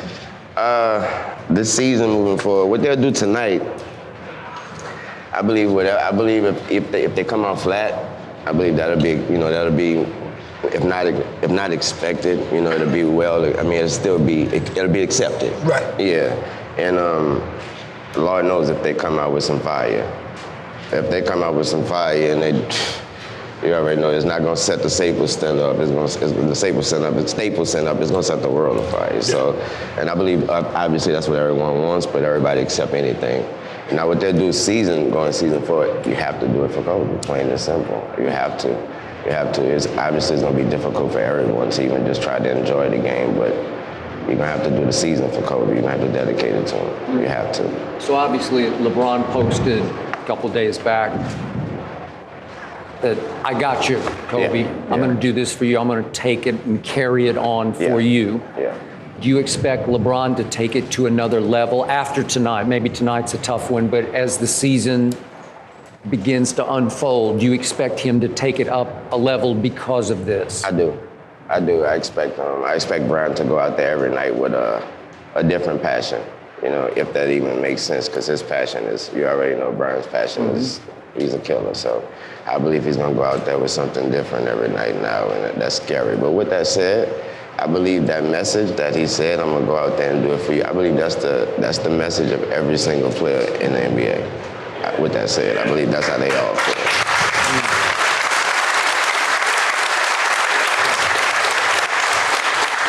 So just before you joined us, Shannon and I went back and forth about a Doc Rivers quote from yesterday, in which he basically said, we are going to pay tribute to Kobe, the Clippers, by winning this year's championship. We, the Clippers, are obviously the second, third, or 10th team in LA. They've always been considered the stepchild of the Lakers. Yeah, they're in the basement dwellers. Basement dwellers. Yeah, basement. That's what you say. But as a longtime Laker fan, are you offended at all by that notion that Doc would suggest that we can also claim this? I'm not offended because, like I said, that should be, and that most likely is the mentality of every player in the NBA and every coach, everybody in the NBA. I'm going out here and I'm doing this for we're going to win for Kobe. So no, I'm not offended and also not surprised. But I don't think any other team is saying we're going to go win this championship for Kobe like the Clippers. That's a big, bold statement. When you know you have a great chance at it, I mean, right? Yeah, and if you need any more motivation, I believe that's the most genuine motivation there is. Yeah, So I made the point back to Shannon that it was only recently that LeBron and Kobe got a little closer because LeBron was about to pass Kobe on the all-time points list. Yeah. And that quietly, as is Kawhi's way, he was actually a little closer to Kobe because Kobe had become his big brother. Yeah. Uh-huh. And Kawhi grew up in Southern California, where he's in the midst of Kobe mania, as did Paul George grow up in Southern California. So it might have meant something a little more deeply to them. So they can also say, we claim this too. We claim the right to be propelled by the memory of Kobe. I don't think it's about the right to be, prepared. Again, I don't think there's no certain right. I don't think they're looking at it as, hey, we get the right to play for in his. I can't go back to. I mean, I got to go back to saying I believe that's every player in the NBA. Okay. When they interview all of them, they all. It seems it's very authentic, and that's how they feel. We going out here. I'm not surprised that Kawhi is closer to Kobe than Kobe and LeBron. Just for the person. For the mere fact that Kobe was closer to Michael than Michael was to Larry and Magic. It's hard to be. We contemporaries. We competing. Yeah. I don't look at you like guys 14, 20 years younger than you look up to you. Yeah. If you think about it, Kobe and LeBron's idol was Jordan. Yeah. Kawhi and Kevin Durant, these guys' idol is Kobe because they got an opportunity to skip it. That's their generation. Want to know the truth about what you just said? Yes. And I know Michael, and I covered Michael. I don't think he's close to anybody. Anybody. Or if he's close to anybody, it's Kobe. A little bit. I know he said the other day. You don't think he was close like to a little brother, but I was around it a lot. Michael was unto himself. Yeah. That's just how he was. Yeah, that's just how he is. He got tired of Bird beating him over his head. I can't be with you. Beat me up every day. How are we going to be best boys? You remember that skit, right? He and Charles Barkley were close only because he knew he had Charles's number, right? Exactly. Like Charles just made Michael laugh, like he was like a court jester for Michael, you know? But it's Skip. I mean, really, they played in the same era, and it was like, okay, who's better? LeBron, Kobe. Yeah. Who's better? Yeah. So it wasn't. And Snoop spoke on this the other day. Yep. Laker Nation was waiting for Kobe to say, guys, it's okay. The king is here. The king is here, and he passed the torch. To continue the Laker Nation. Yeah. He did. It was only recently. Yes. But fortunately for LeBron, before Kobe passed, he blessed LeBron. Yes. Because it was a bit iffy. It was a bit iffy. Yes. Yeah, when they came and they painted the King mural. They painted over right away. Yes. Outrage. Yeah. You can't come in here like that and you ain't win nothing yet. Yeah. Right. You didn't win anything yet, and he still hadn't won anything because they didn't make the playoffs. And it shows the enormous, of Kobe just by we did think you needed to win one, you needed to prove it, and now all it took was for Kobe to solidify it. When Magic tweeted the other day, Kobe was the greatest Laker. Yes, I was like, wait a second, it was just like, whoa, wait, no, Magic, you. And then I started thinking about it. Kobe was. That was strong. Yeah. But Magic has always said Kobe. I mean, you could obviously you can make a case for Kareem. You can make a case for Magic. Really, I think there's only really three cases, Skip. Magic, Kareem, or Kobe. Yeah. But 20 years in one organization and 5 titles, and you see what he's been able to do, Skip. But it's look, for LeBron to that message, you can feel LeBron, because it took him a while. He didn't respond the first day. Yeah, he didn't respond real fast. It took him a while to muster up the courage, because to come up with the right words. Yes. Because once you put it down, you can't go back in the race and write something else. Exactly. So you can feel the passion, you can feel the hurt that he's going through right now. And I think the thing is, Skip, like you said, you covered the game longer than I've ever played professional sports, and you said you've never seen anything like this. Skip 93. He 93? Yeah. So, he covered the first Super Bowl. Yeah, we won it. Yeah, we won it. The Packers won it. You're right. Yeah. He was there. Yeah. I wasn't born yet. But we've never seen everybody, Skip. Everybody, it's like you saying Tom Brady. Nobody said it. We know there are people that didn't always get along with Kobe, but everybody was breaking down. Everybody had something good. He touched me. Guys playing soccer. Wait, the reason why I played soccer was because Kobe played basketball, and I wanted to be like, huh? Tennis. Everyone. Guys coming out there with Kobe jerseys on, warming up for a tennis match. We've never seen anything. But Kobe became the greatest ambassador this league has ever had. Yes. And he was. No, seriously. Absolutely. I know.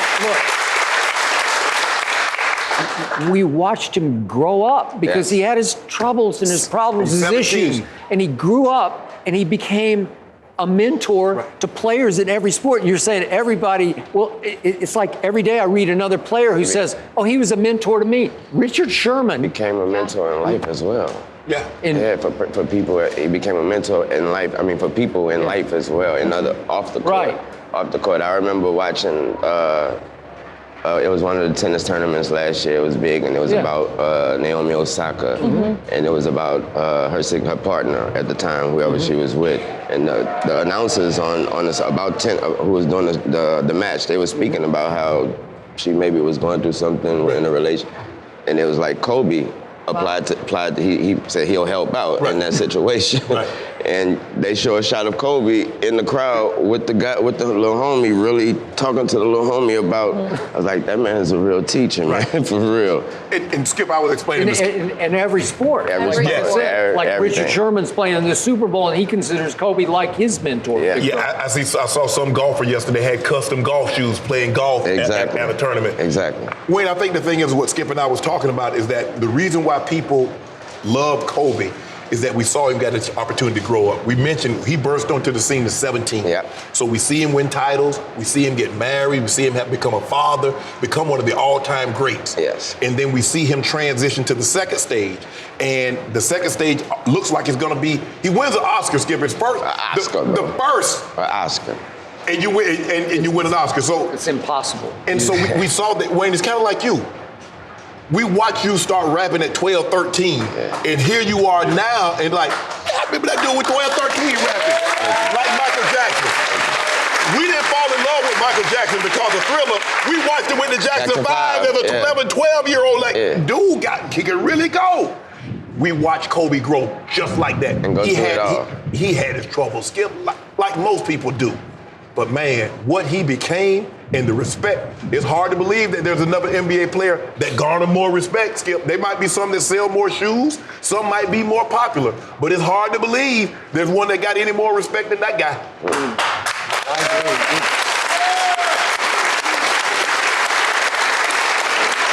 So, back to now, going forward, from what you've seen just on a pure basketball level, Lakers, Clippers, beyond Kobe, just what you see in the competition between these two teams. They've met twice, one got just postponed. Clippers won the first two. Gut feeling, which team is better going forward? Gut feeling, which team is better? Obviously, I'm gonna always say the Lakers, but boy, the Clippers got that bench. They got that bench, and when you can throw that bench in like that, it's like they throw in a whole nother team. But something I've been noticing is that the load management, or whatever you want to call it, it's effective to them. It's affecting their team. Yeah. And it's starting to look like other players on the team is feeling like, well, where am I? Becoming resentful. Yeah, like where am I? And also it seemed like Doc is granting that load management to those players who really don't deserve load management. Right. And it looked like it's kind of messing up the whole situation. There's some dissension starting to rise. Something. You're gonna either have to quit the load management, or you're gonna either have to talk to the team and say, listen, this is why he and him and whoever deserves load management. Right. They're gonna all have to come to an agreement. I don't know how that's gonna happen and why they're trying to do all that. Look, Brian gonna be throwing alleys up to AD. Yeah. Okay, well, I remind you, he was not load managing for 6 straight games in which Kawhi scored 30-plus points, and he looked like an MVP candidate to me. Looks like the same. And they were winning those games. Yeah. without Paul George. Yeah. Now, Paul came back last night, and there was some load management for Kawhi Leonard, and they got smoked by Sacramento. Sacramento. Yep. Okay. There are different levels of superstars, Skip. This thing is tiered now. There's some superstars, but this thing is top heavy. Yeah. You know, you get LeBron and you get, the Kawhi, and there's a few guys that are superstars, and then you got superstar. You got the big ass superstar, and then you got a little ass superstar. Okay, well, all I know is that the basement team beat the big team twice already. You're talking regular season. We let them come out, let them feel good about themselves. Yeah. Did you? Oh, you let them? Yeah. So you came out and planned before the game, let's let them have this. Yeah. I don't think so. We playing possum. Really, playing possum. You see. In the fourth quarter, AD really played possum in that opening game because he got zeroed in the fourth quarter. He got no points and no rebounds. You feeling good about yourself, but you remember the last time you had this kind of conversation. You remember when the Cowboys played the Eagles the first time? You was gloating, and you just gloated, and what happened the second time around? My quarterback got hurt. Oh, Lord have mercy. My quarterback played with a beat-up, busted shoulder and shouldn't have played at all. He shouldn't play at all. Sorry, it's the truth. You're right. Shouldn't have played at all. Yeah. And still almost pulled it. No, he didn't. When they gonna pay that man? Yeah, you notice that? I don't think Jerry believes in Dak. Do you, Skip? I believe he believes in a reasonable salary that will get paid. But he didn't give Tony Romo a reasonable salary. Yes, he made did. Tony Romo the highest paid player in the NFL without batting an eye. Well, Carson Wentz became the highest paid player in the NFL, and he still hadn't won a playoff game. Yeah, and he went to the playoffs. Where your guy go this year? My guy's won a playoff game. He went home. Yeah. 8-8. He won a playoff game a year ago. My guy should have won the MVP if hadn't got hurt. I said a year ago. Sorry, Skip. Still 8-8. Well, you know what? My team has won the division 2 out of the last 3 years, so I'll take that. No, we won the division 2 of the last 3 years. Yes. Who are you? The Eagles. What are you talking about? Which bandwagon are you driving now? Walk it to them. Oh, really? You remember that year they won the division and went to the Super Bowl and won that too? Yeah. Yeah. Walk it that to was them, us. my homeboy, but then you just jump right off their bandwagon and jump on another one. Now you're on the 49er bandwagon. Now, one thing I want to mention about you, Unc. Whatever. I did notice. What happened?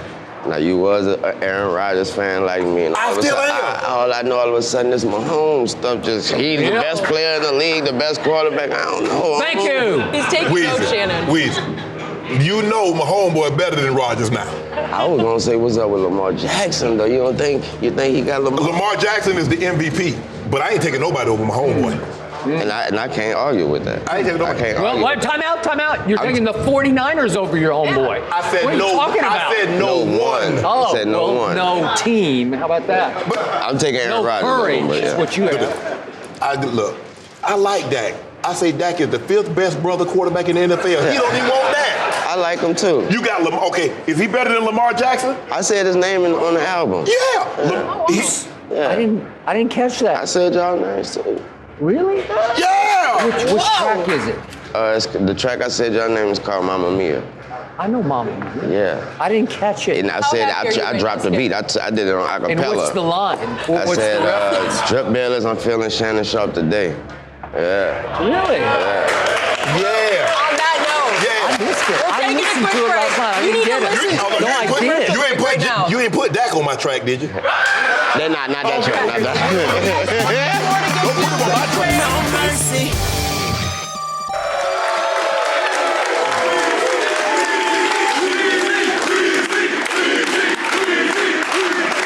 They've been great all day. I want to ask you about your guy, Aaron Rodgers, because Pro Football Focus ranked Aaron Rodgers' win in Super Bowl 45 as the best performance by a quarterback ever. I heard about that. In a Super Bowl. Yeah. Your thoughts? I'd have to agree. The reason why I say that though is because it was against Pittsburgh. Right. It's like that's like winning against Baltimore when they had Ray Lewis. Right. That's like that. That's like winning against the bad boy. That's how I look at that of my era, of my generation. Right. I wasn't able to see the Bears. Right. All I was able to hear about, I wasn't able to see the Steelers when they was the curtain. Right. So to me, to see my team go in there and him to perform like that against the Steelers, I felt a little good about that. Wait a minute. Tim Tebow beat Pittsburgh in a playoff game, right? See, he right? Well, I mean, just for the record. And if the Tim Tebow fan at that time probably felt the same way I felt about that win. Right. I'm just not a Tebow fan. Okay, so the problem I have with this is two things. I got close to Ryan Clark when I worked at ESPN, and he was one of the safeties that day. And the other safety was Troy Polamalu. Yep. And Ryan told me that his hamstring was so torn that he should not have played in the game. He couldn't run. And by the way, no offense to Ryan Clark, but he couldn't run either, right? So I think it was a field day for Aaron Rodgers, and Pro Football Focus says it's by far the greatest performance in a Super Bowl. Yeah, and it just seemed like every time he dropped back, somebody was wide open. Our man Greg Jennings caught the game breaker, yes, he did. right? I think he went over 100 in that game also. Yeah, he did. So I give you that. You know, I give you that he threw a party on the Steelers. I just don't think the Steelers defense was anywhere like it was in the steel curtain days back in the 70s. Of course not. Well, it just wasn't. That's so, why I said I got it. my generation. Yeah. That's why I said I couldn't see that. I saw highlights and clips of those teams, but my generation, I felt good. Okay. Troy Polamalu was a dog. Ryan He was a dog. when he was healthy. He was a dog. Now stop that. Well, I'm just telling you the truth. He had a bad hamstring. So the point is, that was 10 years ago. And Aaron hasn't done anything like that, remotely like that, in 10 years. What was he this year? Or this season? What was he? I know what you're going to say, the numbers and all that. Bro, you know, because it was 10 years ago in the Super Bowl, and that's how he won that Super Bowl, you know how much of a veteran and how much of skill it takes to adjust to a new system and be successful and productive in that system, and also to be successful and productive in that system. You have to reduce yourself. Well, you have to reduce the things you do. I told you this year, the MVP of the Packers was the other Aaron Jones. I'm with that. I got a chance to meet him right before the show because he was on First Things First. What a great young man. Do you know him? Good guy. No, I watched. Good guy. He was Seems like a real great guy. You know, I love him. I got to get him back Cowboys. I didn't even know about the military background as well. You know what? Hold on. I'm looking at these Pro Football Focus. Where's Dak's performance? Where does that rank? Well, they don't talk about him. He ain't got no performance? Nah. Well, you know what the stat was from this year? That in games in which you score 30-plus points with 400-plus yards and win by more than 10. The last word was called performance. Yeah. Okay, but in those kind of games, the Dallas Cowboys, led by Dak Prescott, had 7 this year, and that ranks 5th all time. That's how historical Dak's season was. He was doing things that very few people have done. Except win. Well, the irony was... That boy Skip Face got so mad. The irony was, those 7 were 7 out of 8 wins. Thank you. The 8th win didn't quite qualify for that all-time kind of a win because it was at Detroit. And this man across from me gave Dak Prescott an A+ for the game at Detroit. Yes. But all those games that were great, he gave him Fs for them. And now he's telling me that he deserves to break the bank in Dallas because you want the bank broken in Dallas. I just want the man to get what he deserves. To get paid. That's it. He deserves to get paid. No, that's not what you want. You want work his tail off. You want wrecked salary cap. You want a bad team around him. And he will come to his senses because he's a good man. He's Brady-esque. He will take something of a hometown discount. That's what you mean by Brady-esque. Mm-hmm. That part. That part. Thank you. Skip. And by the way, before we leave that, speaking of Tom Brady, this is what offended me about Pro Football Focus ranking. It offends you now. Yes, it offended me because Brady's best of his 6 Super Bowl performances ranks 10th on this list of all-time Super Bowl performances. And ironically, that 10th ranking, it was the game he lost because of Bill Belichick to the Eagles. Right? So Brady throws for a playoff record, an all-time playoff record, 505, and Belichick's defense gives up 41 to the backup quarterback for the Philadelphia Eagles. I'd never seen anything like that before. And you jumped on that bandwagon. and again, you can't defend Bill Belichick. How do you... Wait, you didn't play Malcolm Butler the whole game because you put him in the doghouse for reasons nobody knows after he played more defensive snaps than anybody the whole year, and suddenly he plays no snaps in the Super Bowl? None? Yeah, and you give up 41 points, and Brady... It cost him a ring. He said, well, what about them times I held the Giants to 17 points? Exactly. And you only got 14. What I'm supposed to do about that, Tommy? Okay, but he didn't hold the Giants to 17 because He did. They lost. Brady went down and scored the touchdown that should have won the game with 2 minutes left, and then he let Eli, wait a second. Bill Belichick let Eli Manning go 90 yards to win the game with a touchdown.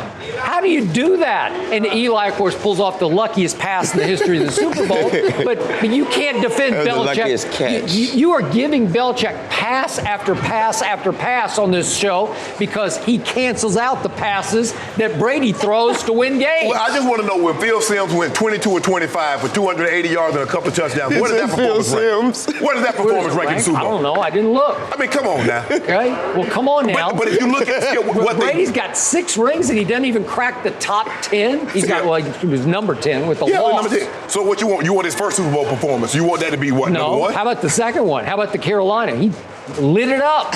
Another game-winning drive. And Adam Vinatieri kicked it up. Okay, well, that's the rules of the game. Oh, that's the rules of the game. Well, do you have to throw passes to set up the field goal? Oh, that's the rules of the game when you keep reminding me about when we kicked that field goal we won against y'all. Oh, I didn't win that. Yeah, the hand of God. I'm glad you brought that up because my quarterback. Oh, he always talking Wait. In that game, my quarterback, thanks to my defense not showing up, fell behind 21-3. And guess what my quarterback did? Boom, back. Boom, back. Here we came. All the way back to 31-31 because of Dak Prescott. He threw for 303 yards in that game, and it took Mason Crossbar making field goals from 56 yards and 51 yards. It's a part of the game. Okay, it's a part of the game. Wait. It's not part of the game when the game winner, he hooks it wide left and somehow the hand of God moved it back inside the upright. Am I right? You're watching on TV and you go, oh, we lost. No, right? I didn't. I did. You did. So before we go to break, I got to fish something out of my pocket because I owe you this.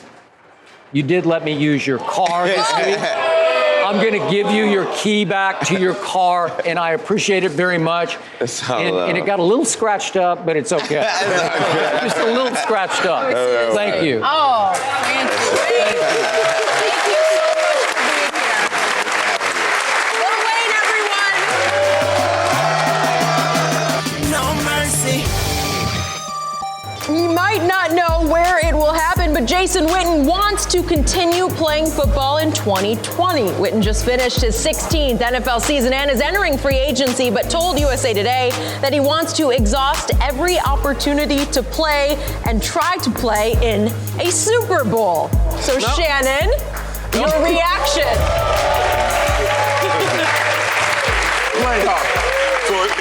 So he wants to continue to play. Is that what we call what he's doing? Playing? Look, Skip. It's Blake Jarwin's turn now in Dallas. Yeah. Now, if he wants to go somewhere else to continue, but here's the thing, though, Skip. If Jason Witten wins the Super Bowl, is that going to change your perception of him? Because he's not going to be the reason that they win the Super Bowl. But bless his heart, if that's what he wants to do, more power to you, brother.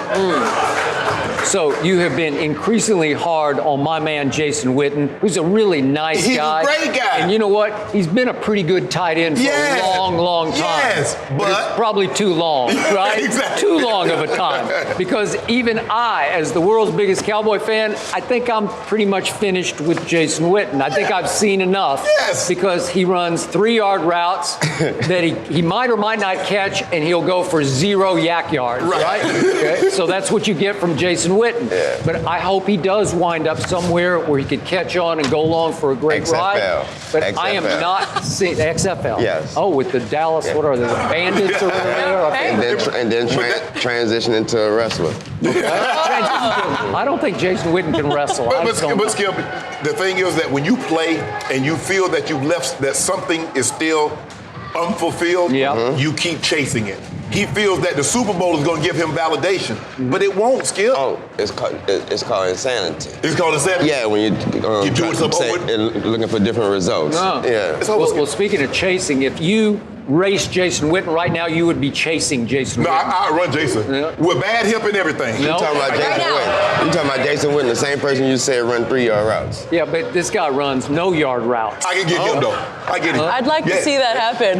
That is it for Way us to go. today, Thank guys. you, Miami. Thank you so much for being with us. And do not forget to watch on Sunday. We are a part of Super Bowl 54, a special Undisputed 11 a.m. Thank you for listening to the Undisputed podcast. I'm Jenny Taft. Keep an eye out for the weekend edition of the podcast tomorrow morning, featuring this week's best segments. Have a great weekend, everyone. Fox Sports, one of one.